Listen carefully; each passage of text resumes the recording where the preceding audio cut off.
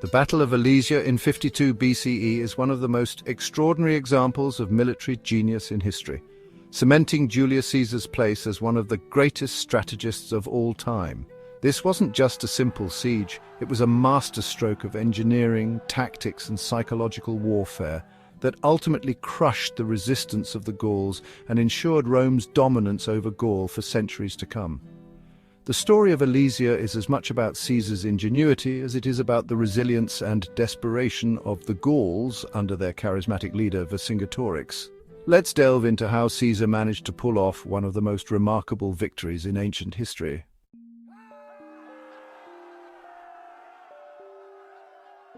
By the time of the Battle of Alesia, Caesar had been campaigning in Gaul for over 6 years. The Gallic Wars were a brutal conflict, fought between the disciplined Roman legions and the fierce, independent Gallic tribes. For much of that time, Caesar had been wildly successful, defeating tribe after tribe and expanding Rome's control over the region. However, his victories came at a cost. The Gauls, once divided and fragmented, began to unite against their common enemy. This was largely thanks to the leadership of Vercingetorix, the young chieftain of the Arverni tribe.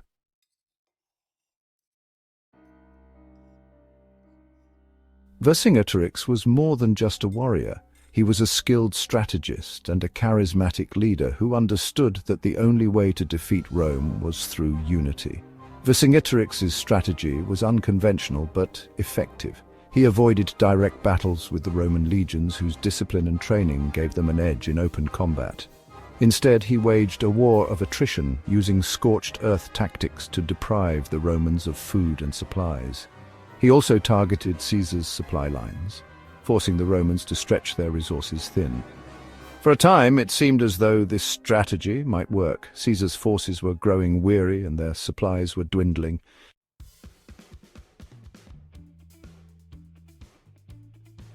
But Caesar, ever the opportunist, saw a chance to turn the tide when Vercingetorix and his army took refuge in the fortified hilltop city of Alesia.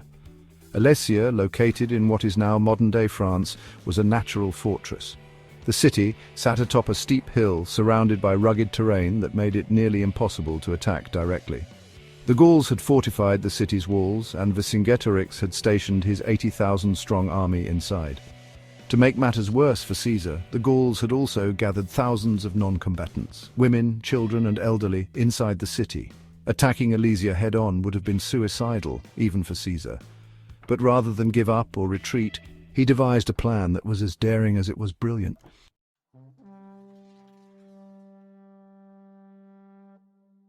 Caesar's solution was to trap Vercingetorix and his army inside Alesia, cutting off their access to food and reinforcements. To achieve this, he ordered his legions to construct a massive circumvallation, a continuous wall that completely encircled the city.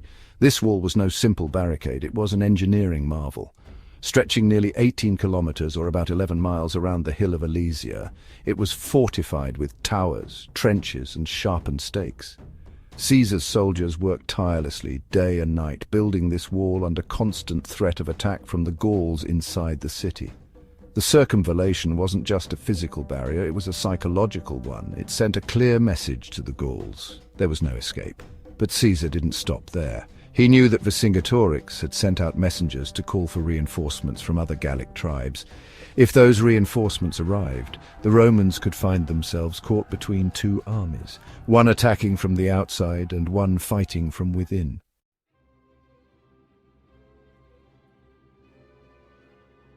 To counter this threat, Caesar ordered the construction of a second wall facing outward. This contravallation was even larger than the first, stretching over 21 kilometers, or about 13 miles. It was designed to protect the Roman army from external attacks while they maintained the siege. Together, these two walls created a double-layered defense, effectively turning the Roman position into a fortress.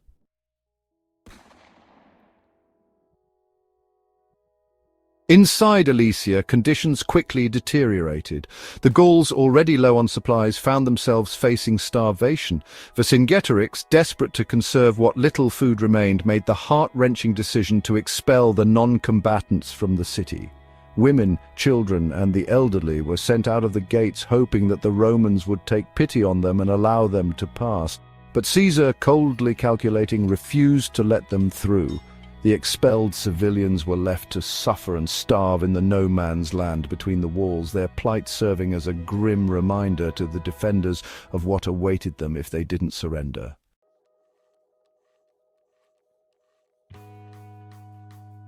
Then came the moment Caesar had been preparing for. A massive Gallic relief force, estimated at around 250,000 warriors, arrived to break the siege.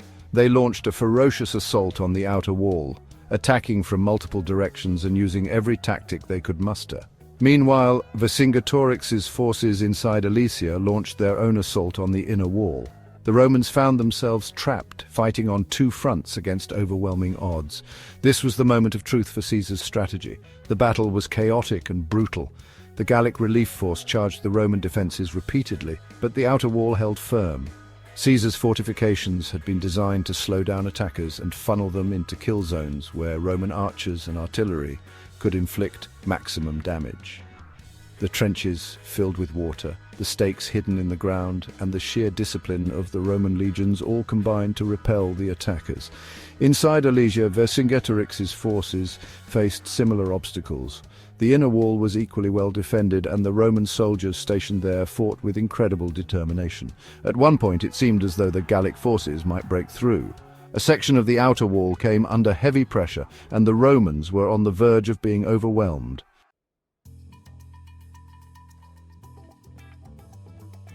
Caesar, recognizing the danger, took a bold and personal risk.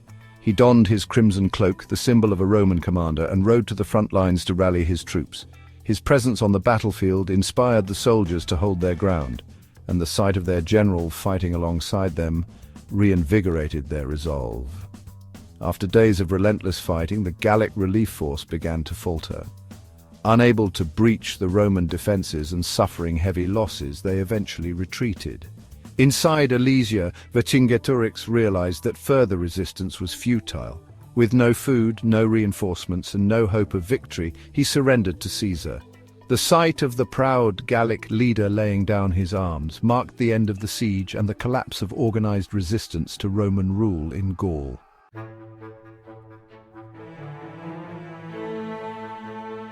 The victory at Alesia was a defining moment in Caesar's career. It demonstrated his ability to think strategically, inspire his troops, and adapt to